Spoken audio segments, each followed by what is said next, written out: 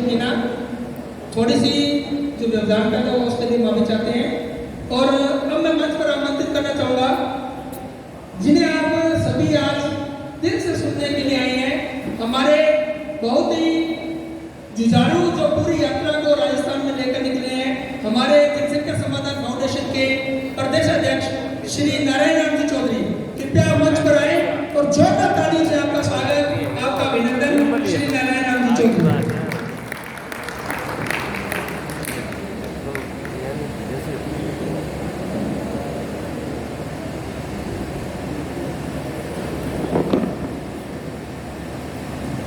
भारत माता की जय।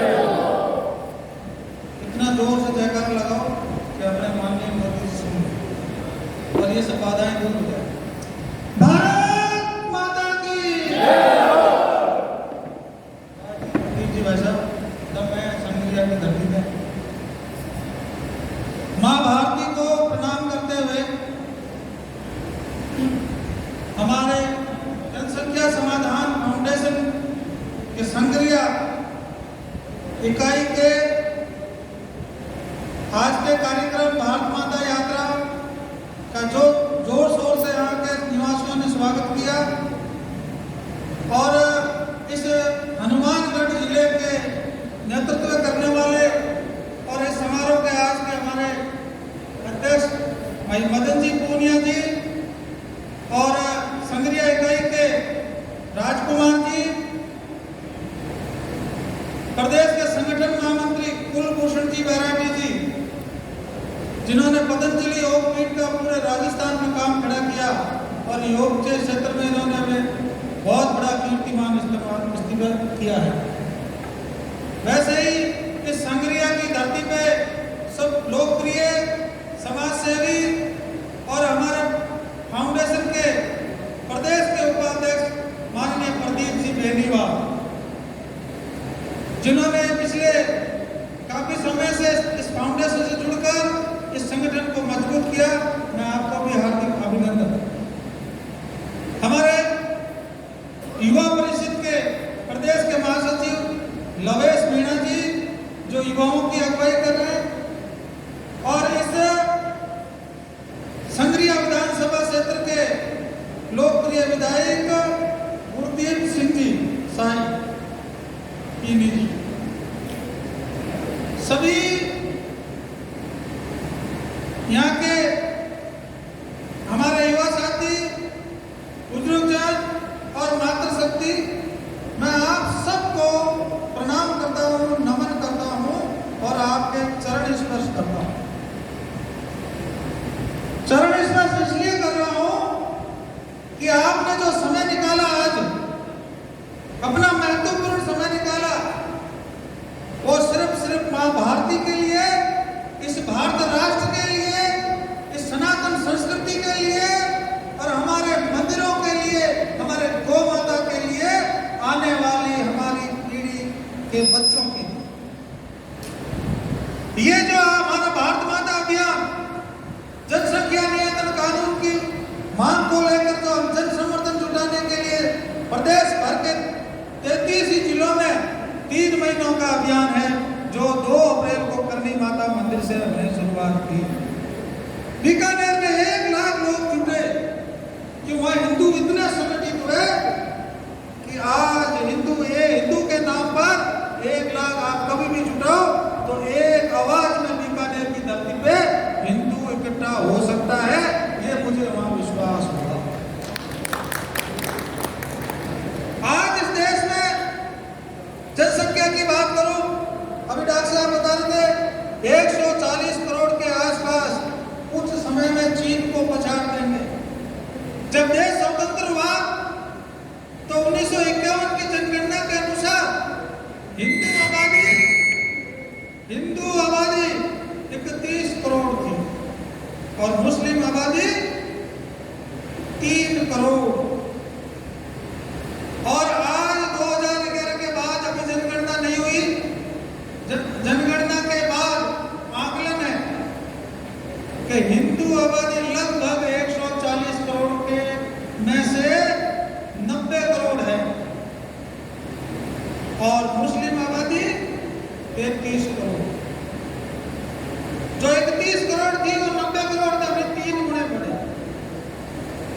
मुस्लिम आबादी 11 गुना बढ़ी। जो हिंदू पाकिस्तान के अंदर ये देश का बंटवारा धर्म के आधार पर हुआ है, ये सच्चाई है, सुननी भी पड़ेगी।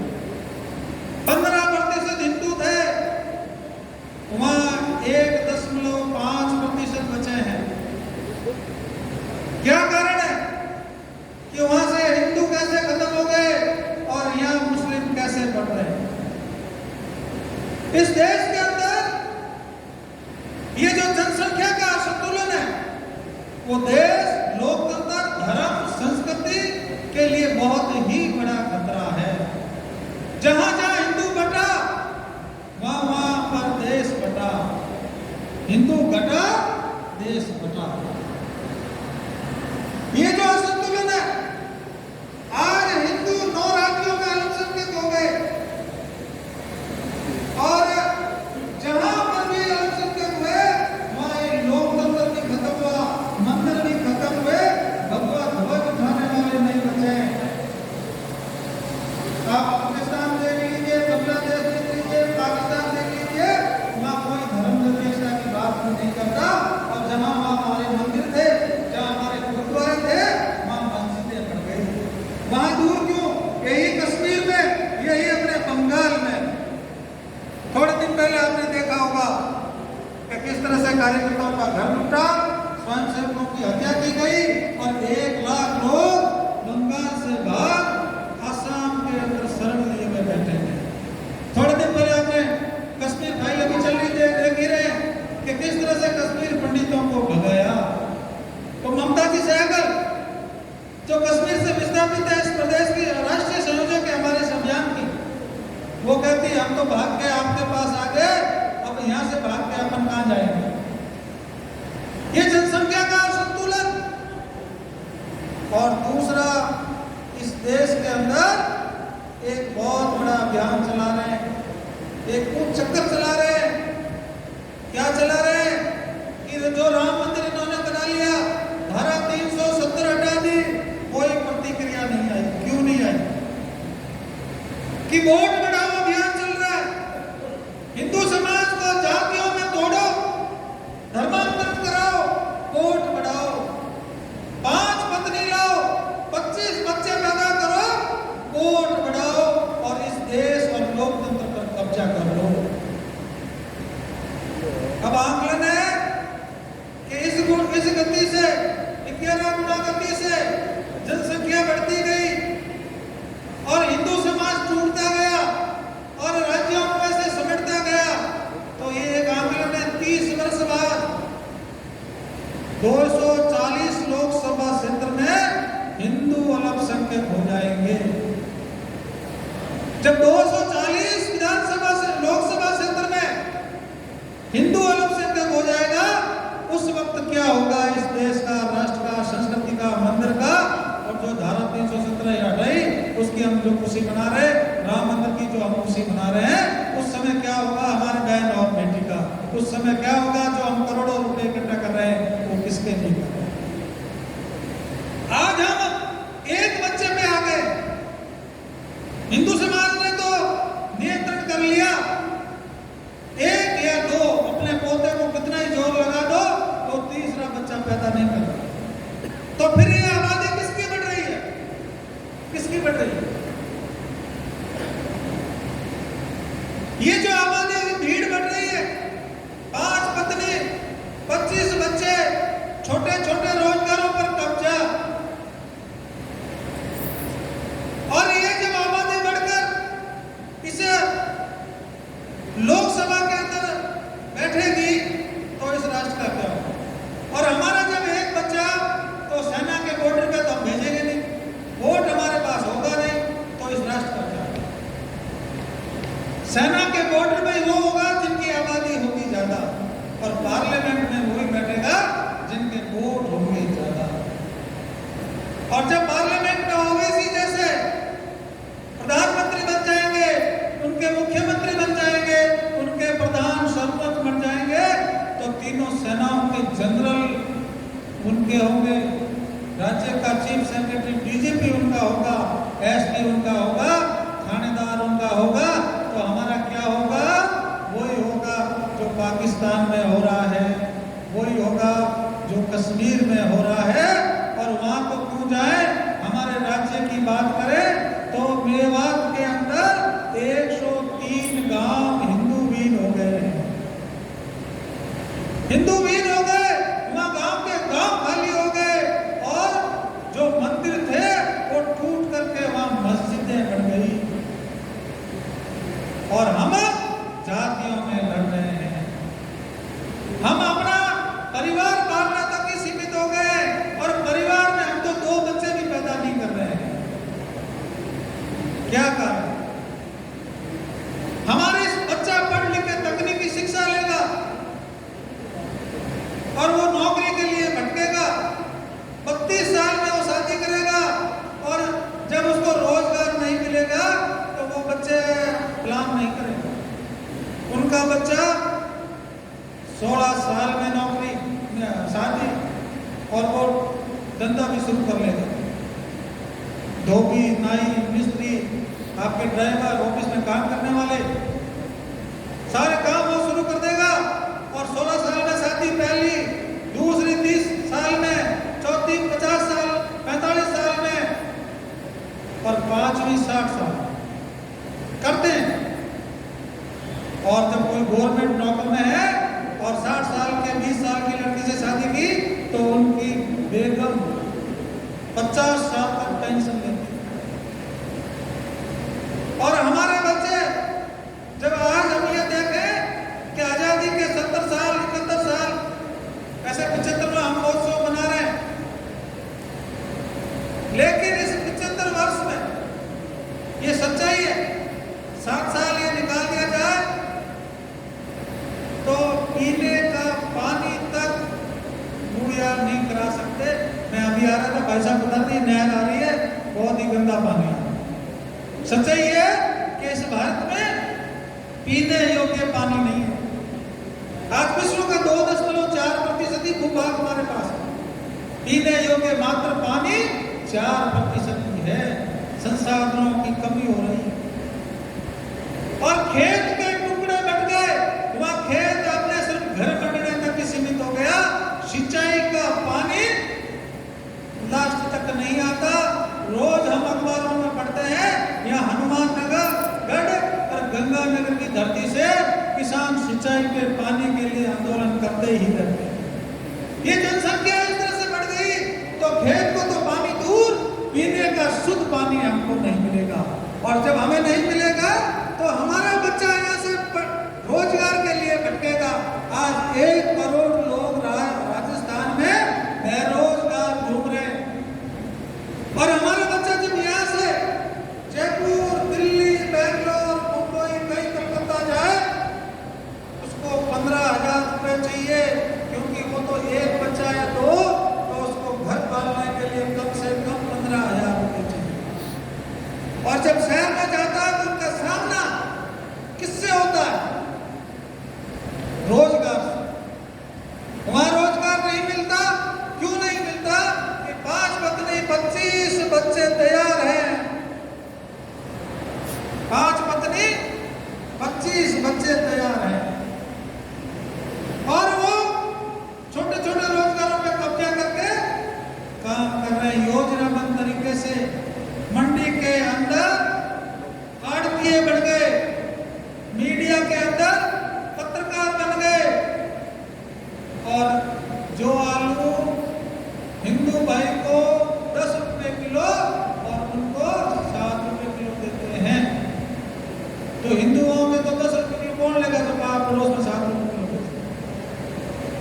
ये योजनाबद्ध तरीके से इस देश को तोड़ने और इस देश को कब्जा करने के लिए एक अभियान चल रहा है।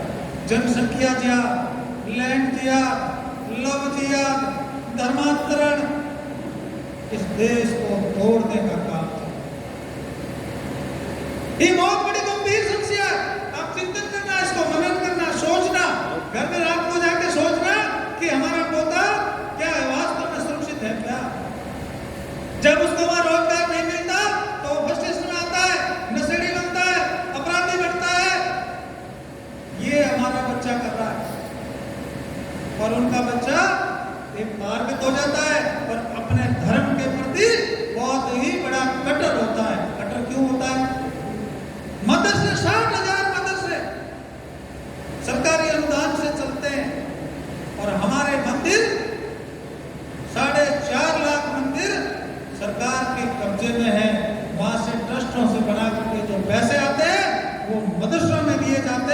और वहां कुरान पढ़ाई जाती है। कुरान में लिखा है एक काफिर को निपटाओ जन्नत मिलेगी। ये हमारे यहाँ दोगले कानून, 5 बहुविवाह कानून, हिंदू तो एक, दूसरे करे तो अपराधी। इसलिए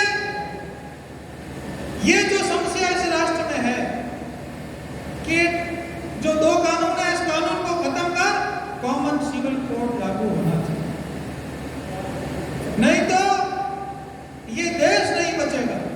और एक सख्त जनसंख्या नियंत्रण कानून लागू होना चाहिए और कोई उपाय नहीं है।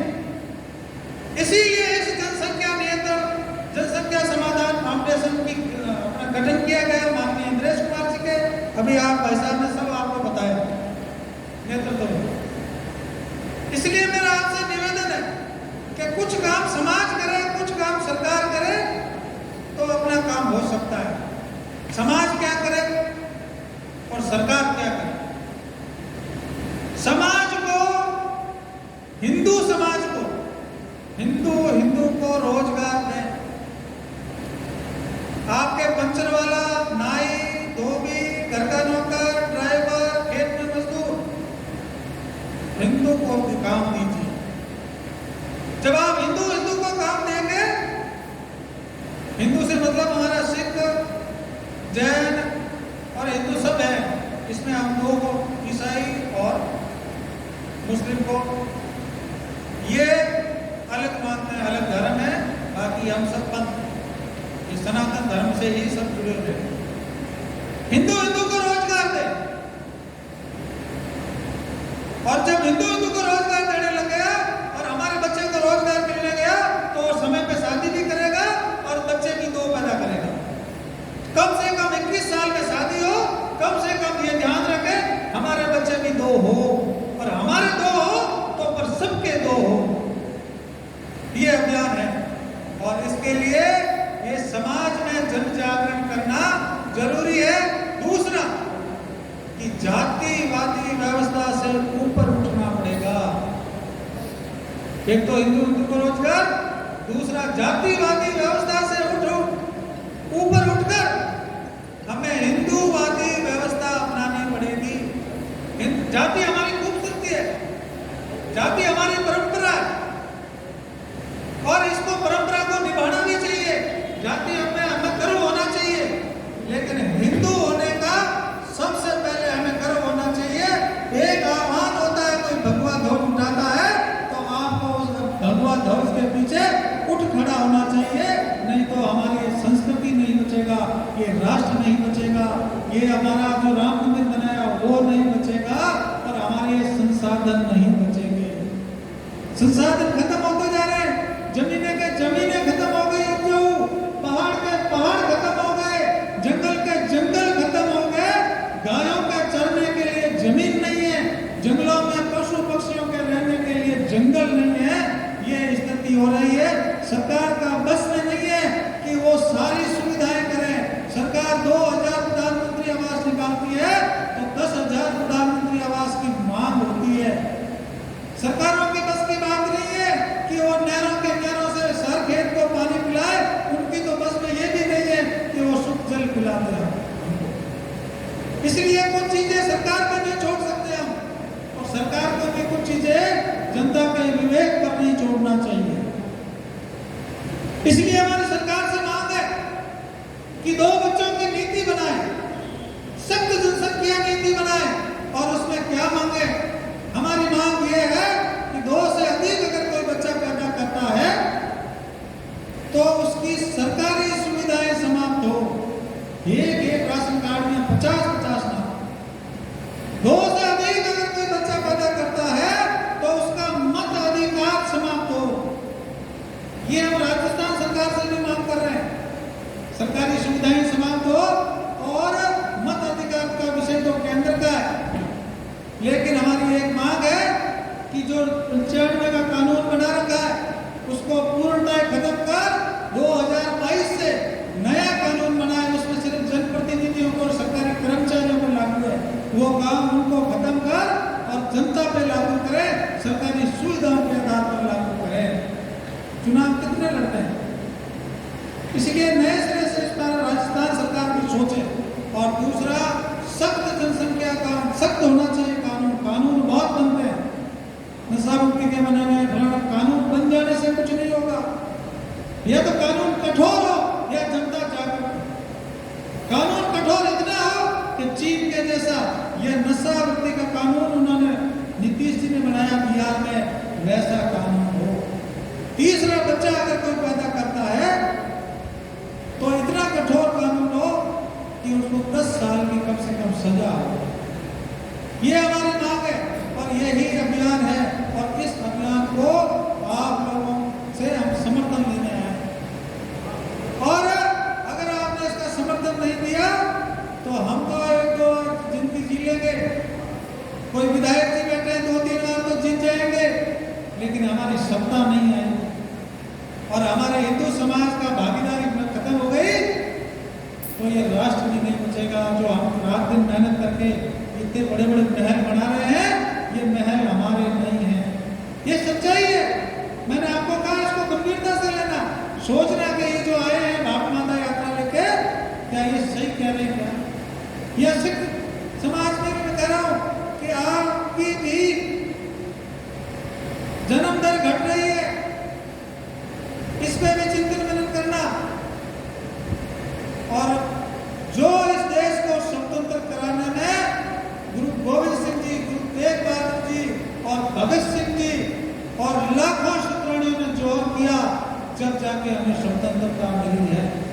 आज हम स्वतंत्रता की सांस ले रहे हैं तो हमारा ये कर्तव्य बनता है कि इस अखंड राष्ट्र को हम बनाए रखें, इस भारत माता की हम कुछ करें।